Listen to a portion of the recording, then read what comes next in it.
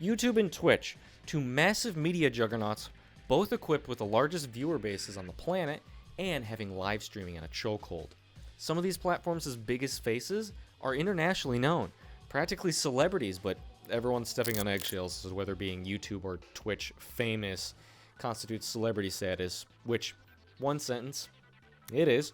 Glad to settle the stupidest debate of all time. These faces include the likes of Kai Cenat, Pokimane, XQC, Ninja, Queso, Ludwig, Ebi,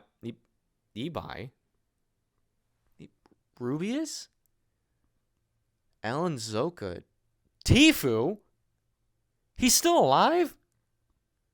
Right, game! I have no clue who most of these people are, but I can say that all of these streamers at least have in common is that they are known for gaming.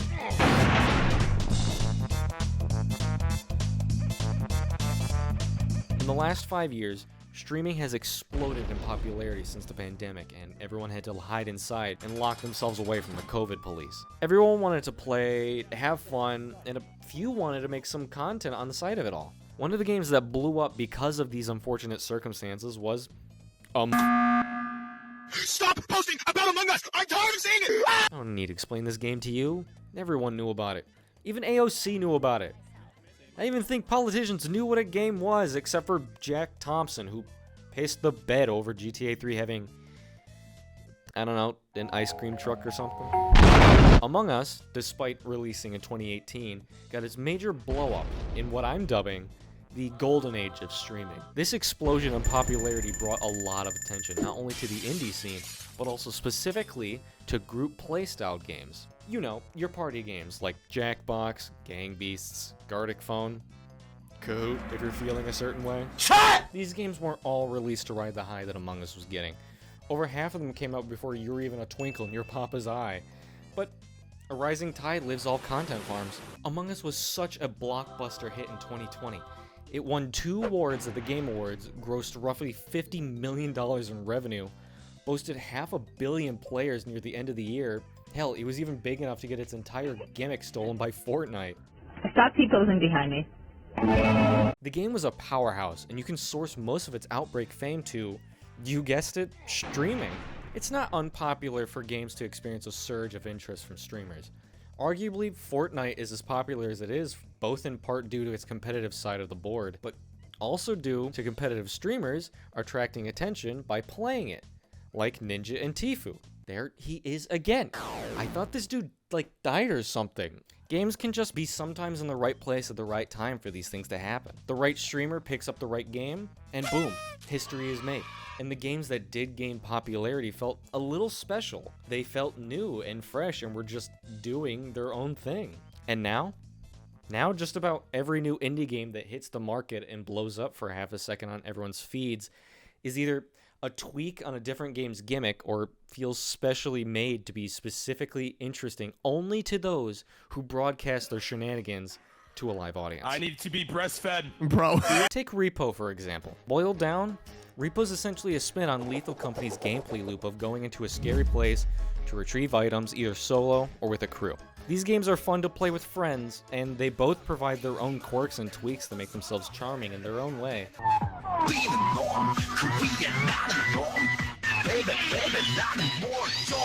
But you can't deny that these games thrive off a live reaction, and the viewer's reaction to said reaction. This is how Five Nights at Freddy's got popular to begin with.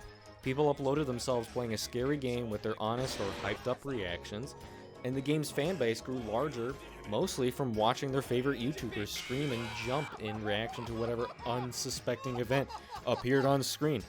And then it turned into a hodgepodge of theory-based nonsense.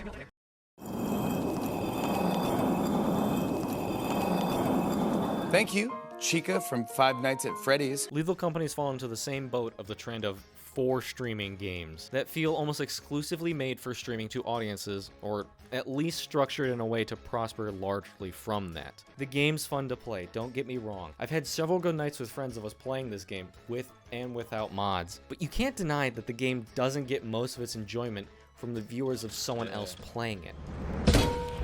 Oh, it's like half of the enjoyment is lost when you yourself play it. You play about in these environments and you hear your buddy in the distance talk and then stop talking.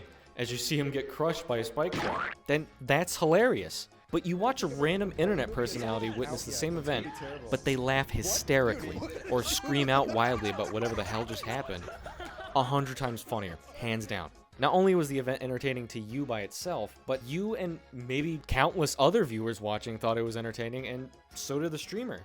So now, the feeling is amplified as a sort of herd reaction rather than just one person's sole reaction. This communal response to a game gives it more lifeblood into its life cycle, and lets it stay popular and maybe even more profitable for a longer period of time.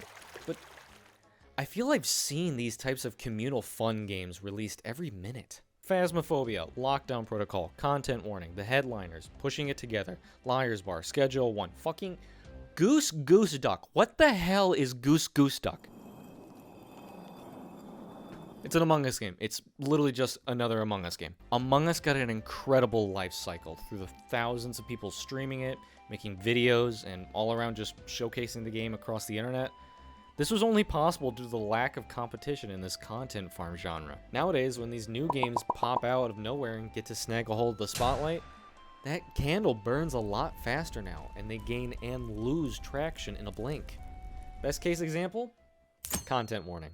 Another Lethal Company-like, I guess that's what we're calling them now, venture into a scary/dangerous place, extract, return to base, only in this case you're extracting footage of monsters or your best friend of 8 years getting his skeletal remains flayed by a laser and then tossed out of Dodge. Coming off the success of Lethal Company, Content Warning had the chance to explode and be a similar success, but within a week or two, it took a nosedive into the floor and went back into the shadows. Sure, you might see a clip of it, or someone still streaming it. The same goes for most, if not all, the games I've mentioned.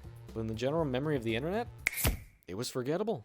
Not because the gameplay loop was bad or anything, but because it was something people had already seen before. Among Us and Lethal Company were both great successes because both were drastic innovations on the formula that usual communal games were doing before it. Among Us had you include a bunch of other people with robust personalities and pitted their styles against each other, and Lethal Company, instead of pitting those personalities against each other, it had them work collaboratively in an unsuspecting environment. Both of these games refused to bottleneck their players into a specific game phase. They allowed the players' personalities to shine through their play, through their experience, and especially through their combined shared experience. They also didn't rely on another game's formula to do this. There was no game like Among Us that Inner Sloth could try to replicate, nor was there a game like Lethal Company that Zeekers could try to replicate. And as of right now, despite my unreasonable dislike for it, Schedule 1 is rolling into that exact same pocket of these types of games. But I'm hearing less and less about it nowadays, so it might be up next for the chopping block. Who knows?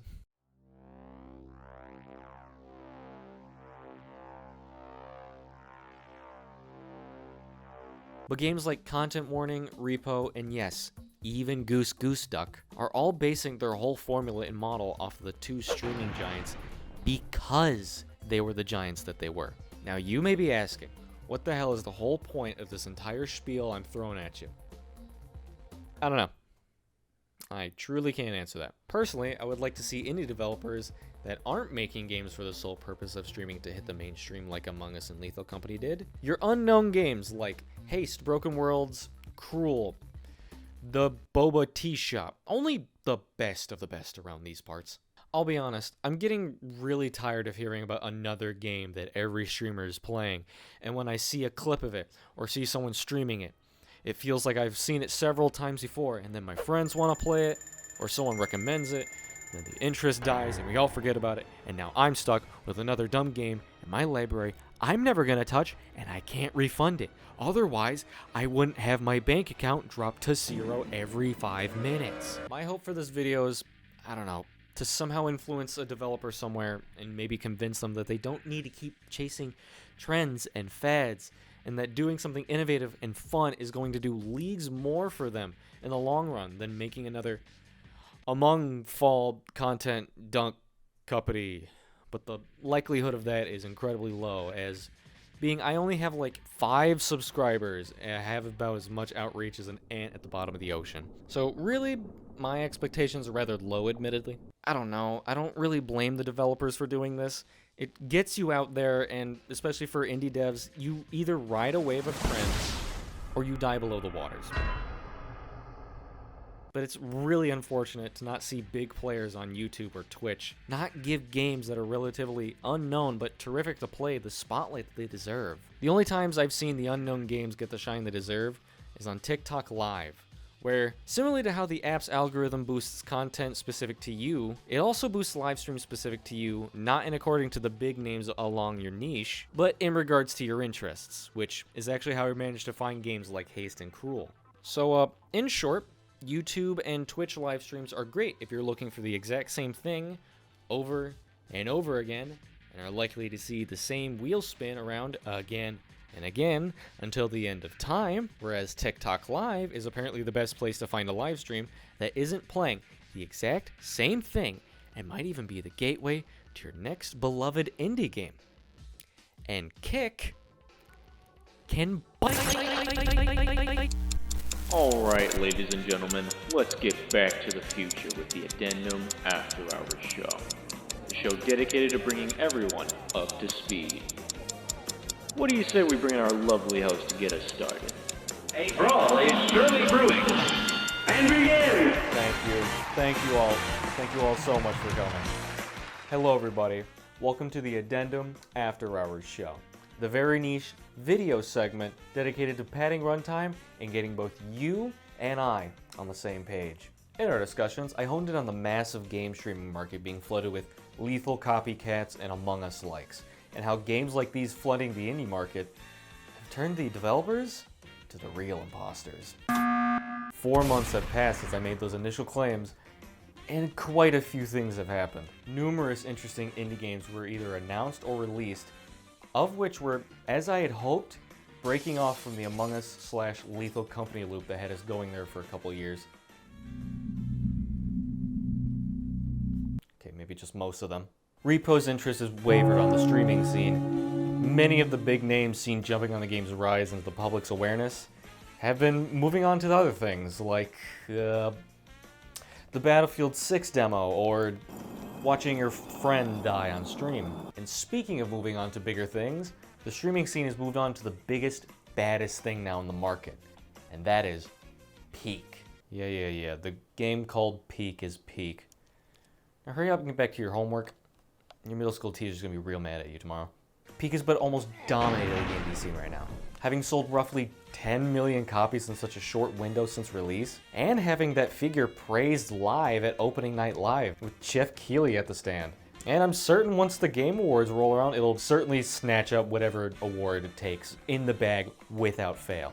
Say, does this look familiar to you at all?